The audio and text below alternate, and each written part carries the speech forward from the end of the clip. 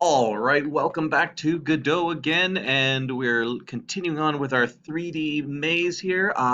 In the interim, I've added a little extra layer here. You may remember last video we were able to add some jumping features here, so I decided to double stack my walls so that I can't just clear all the walls or jump off to the edge of the world. But I've also left a few little nooks in and things in here. Oh, I should probably. Uh, if you are going to allow yourself to jump up, be careful that you can't continue to jump up. Maybe I'll put a couple extra blocks along there and prevent myself from being able to jump over the edge of the world.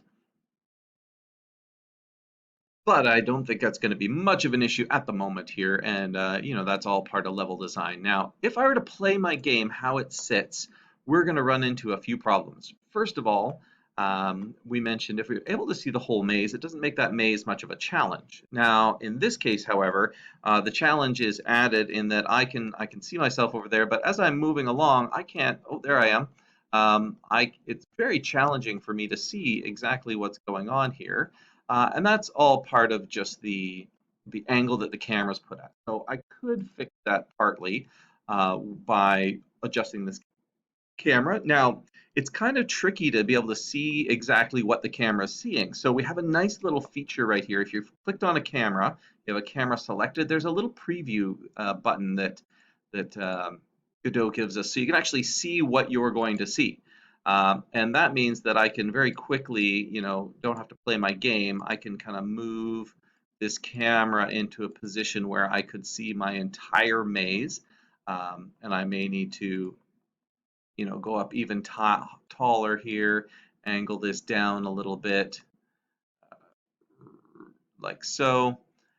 And now we could get a full view of the maze. Of course, that doesn't look very good. And again, as I mentioned, this takes away some of the challenge in that I get to see exactly how the maze is constructed. So it's not really playing fair or um, allowing me to kind of take on that challenge there. I could very quickly solve the maze and get to my place. It also, however, makes it somewhat challenging is that the camera doesn't move or kind of follow me around. I can't see behind the nooks and crannies, and I could hide myself behind walls very easily. So I want to look at a slightly different way of making a camera. And in general, the camera is going to follow our player around to be able to let me see all of this maze. So I'm actually going to get rid of this camera that's on the main scene because I can only have one camera on at a time, and I don't want this one. I don't want to be able to see the whole thing. I really just want to be able to see the player. So I'm going to open up the player, and on the player scene, I'm going to add a camera. This means that I don't have to redo this process um, every single level that I do. As long as I put a player there, the player will have a camera. So I'm going to add a camera to my player here, and let's make sure we move it up. And I'm just going to pull it back here. Now, this can take a little bit of a trial and error depending on how you've set up your scene. But I'm going to get this camera and I'm going to have it look kind of from the third person view of this player. And I can kind of check to see how it's looking. I might want a little bit more, a little bit more height there. Pull it back a little bit so I do get to see it and then have a little look through. Now this would be a good view of the player. Now, the cool thing is when you have a object that is a child of another object, and we've done this before in the 2D world, that object's going to move as long as the same way that the player moves. This is why the mesh and the collision shape all move together with the player. So this camera is going to also move relative to where that player is. So if I now bring it in. Oh, just before I do, one last thing we got to do. Make sure, because you can have multiple cameras, you just can't have multiple cameras active at the same time. So we want to make sure that this is the current camera. There's a little checkbox right here that turns that camera on to make sure that that is um, the correct camera. And if I go back into my game now, there is a camera buried inside that player.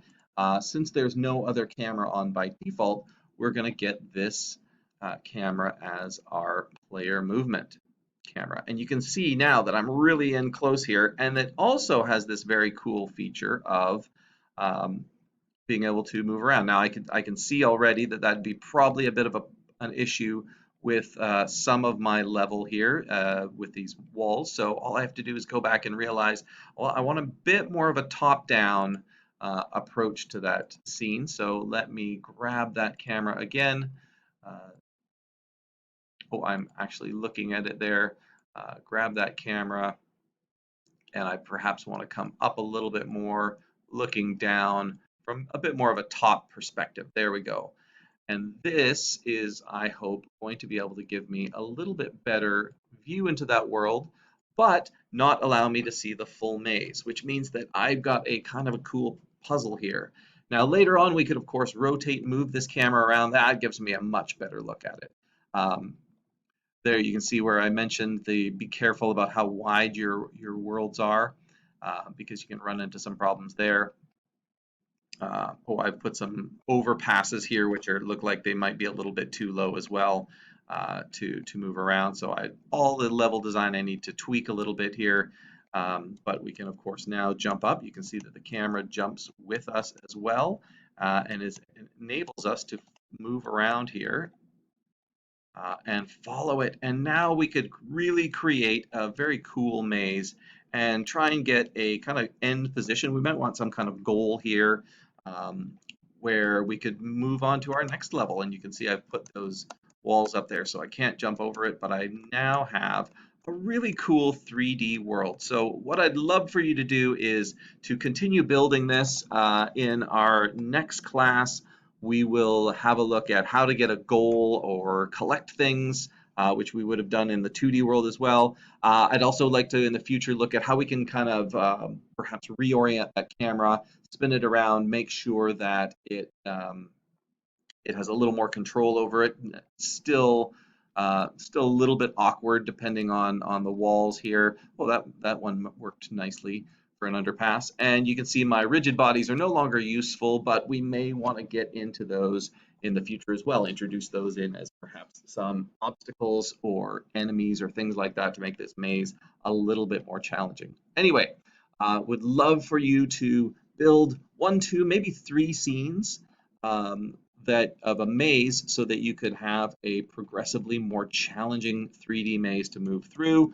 Also have a look at adding some textures to your blocks to make things a little bit more amazing to look at. Oh, and make sure that you don't move and leave any gaps so that you can plummet to your doom. We'll have a look at that too if that's a feature you would like to add. And that might be a cool thing to prevent yourself from falling off the edge of your world, maybe an added challenge to your game.